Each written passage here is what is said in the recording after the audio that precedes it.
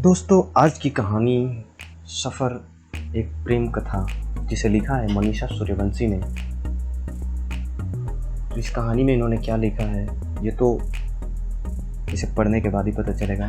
तो चलिए चलते हैं इस सफ़र पे। इस कहानी की शुरुआत निजामुद्दीन स्टेशन से होती है, जहां आशा अपना सामान लेकर राजधानी एक्सप्रेस ट्रेन का इंतज़ार कर रही थी। पूरे 6 महीने बाद अपने घर जा रही थी।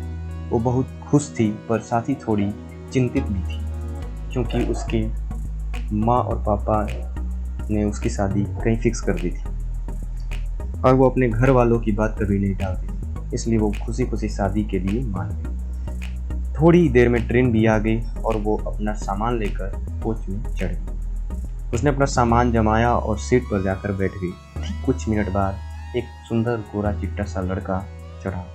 ये कोई और नहीं, इस कहानी का हीरो अंश था। अंश और आशा की सीट आमने सामने थी।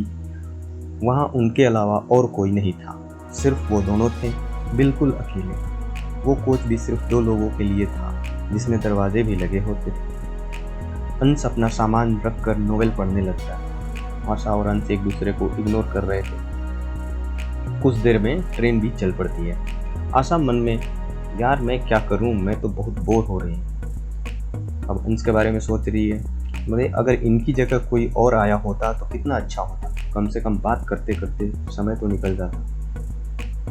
ऐसे करते करते 2 घंटे बीत जाते हैं। 2 घंटे बाद अभी तक अंश ने एक बार भी आशा की तरफ नहीं देखा था। अंश गंभीर स्वभाव का लड़का था, अपने से काम रखता था। फालतू बात करना और सुनना उसे पसंद नहीं था। आशा एक खुशमिजाज और बातनी लड़की थी। वो 5 मिनट से ज़्यादा चुप नहीं रह सकती थी, और यहाँ तो 2 घंटे बीत गए थे उसे चुप रहे हुए। अब उसके अंदर का चैटरबॉक्स उसके मुंह से शब्द बाहर आने के लिए तड़प रहा था। थक हार कर उसने अंश से बात करने का फैसला किया। जैसे ही वो अंश से बोलने के लिए मुंह खोल दी, तभी अंश बोलता है, अंश एक्सक्यूज मी। आशा यस। अंश वो थोड़ा हड़बड़ा। आशा क्या हुआ? अंश वो आपका दुपट्टा नीचे गिर गया है। आशा जल्दी से अपना दुपट्टा उठाकर उसे ठीक करती है और शर्म से भर जाती है। दरअसल जब आशा अपने ख्वाब में खोई होती है, तभी खिड़की से अंदर आती हवा के कारण उसका दुपट्टा उड़कर नीचे गिर जाता है। जब अंश की नजर उस पर पड़ी तो उसने आवाज दी। आशा अब असहज महसूस करने लगी थी, और जब उसको बात करने का बिल्कुल भी मन नहीं कर रहा होता। वो बार बार यही सोच रही थी कि न जाने कितनी देर से वो उसके सामने ऐसे ही बैठी थी, पता नहीं क्या सोच रहा होगा, वगैरह वगैरह।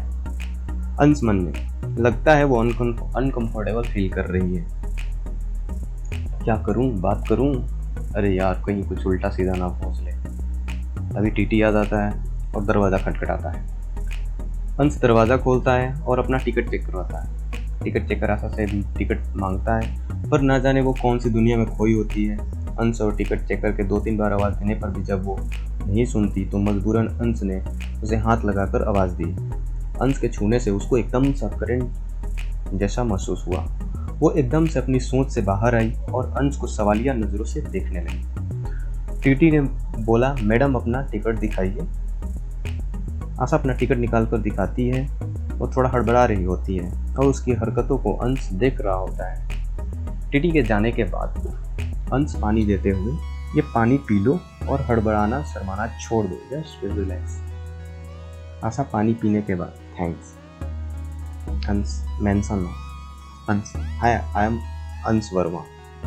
आशा, हाय आई एम आशा कश्यप। अंश, अनकंफर्टेबल फील करने की कोई ज़रूरत नहीं है और डरने की तो बिल्कुल भी नहीं। आशा, आपको कैसे पता कि मैं?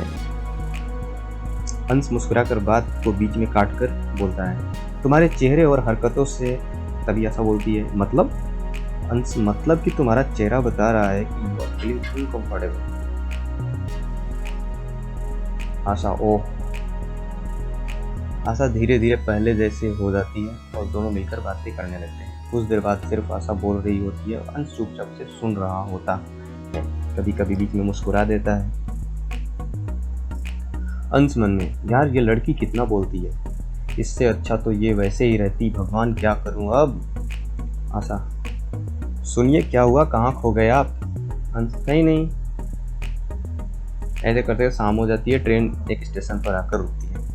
अंश अंश तुम बोलते बोलते थक गई होगी ना, तो एक काम करते हैं हम चाय पी लेते हैं, ताना मारते हुए बोलता है आशा। जी बिल्कुल।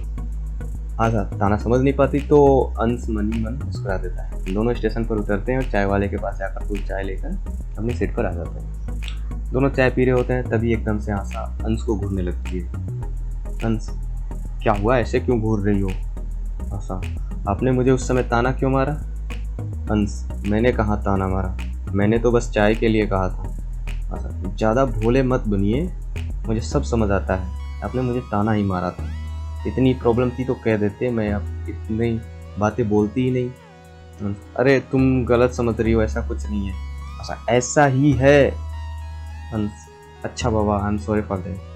अच्छा इट्स ओके। अंश वैसे लगता है तुम्हें कुछ ज़्यादा ही जल्दी समझ आ जाता है। क्या कहा?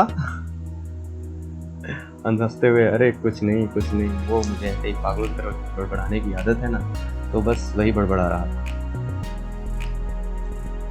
आशा मुंह फेरते हुए गुस्से में, कुछ भी करो, कुछ भी बड़बड़ाओ, मुझे क्या। शाम से रात हो गई, आशा कुछ नहीं बोलती। वो अंश को नज़रअंदाज करने लगती है, पर बीच बीच में अंश को देख देती है। वही अंश भी उसको चुप चुप पे देखता है। दोनों को ये समझ नहीं आ रहा होता है कि वो दोनों ऐसा क्यों कर रहे हैं। अब शाम को दोनों रात का खाना खाते हैं, लेकिन कुछ नहीं बोलते हैं। तभी आशा उठती है और अपने बैग से चादर निकालती है। उसे ठंड लग रही थी। उसका बैग ऊपर वाले बर्थ पर होता है। तभी ट्रेन जोर का झटका मारती है और आशा संभल नहीं पाती और गिरने लगती है। अंश उसे संभालने के लिए आगे बढ़ता है और उसे पकड़कर अपनी खींचता है। आशा उसके सीने से लग जाती है। आशा के दोनों हाथ अंश के सीने पर होते हैं और अंश का एक हाथ आशा की कमर पर, दूसरे हाथ से वो बर्थ की चेन को पकड़ा हुआ होता है। दोनों एक दूसरे के बहुत करीब होते हैं।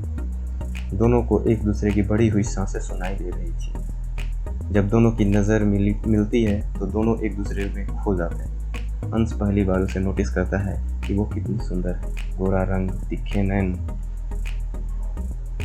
अंश आशा की सुंदरता में खो जाता है। दोनों के लिए मानो ये पल ठहर सा गया। ट्रेन एक बार फिर झटका खाती है और उस झटके से दोनों की निद्रा टूटती है। वो दोनों तुरंत एक दूसरे से अलग होते हैं। इस बार दोनों को शर्म आ रही थी। दोनों ही एक दूसरे से नज़र चुरा रहे थे। आशा जल्दी से चादर ओढ़कर लेट जाती है और अंश अपनी सीट से उठकर ट्रेन के दरवाजे पर जाके खड़ा हो जाता है। दोनों ही एक दूसरे के बारे में सोच रहे थे। दोनों को अजीब सा एहसास हो रहा था, पर वो दोनों ही एक दूसरे के प्रति खिंचाव महसूस कर रहे थे। सोचते सोचते आशा को नींद आ गई और वो सो गई। अंश को भी नींद आने लगती है तो वो भी आगे बढ़कर लेट जाता है। सोई हुई आशा को देख रहा होता है। वो उसे देखकर मुस्कुरा रहा होता है, क्योंकि आशा सोते समय बच्चों की तरह अजीब अजीब सा फेस बना रही थी। तो इस कहानी का पार्ट 2 जल्दी ले आऊँगा मैं। तब तक के लिए धन्यवाद।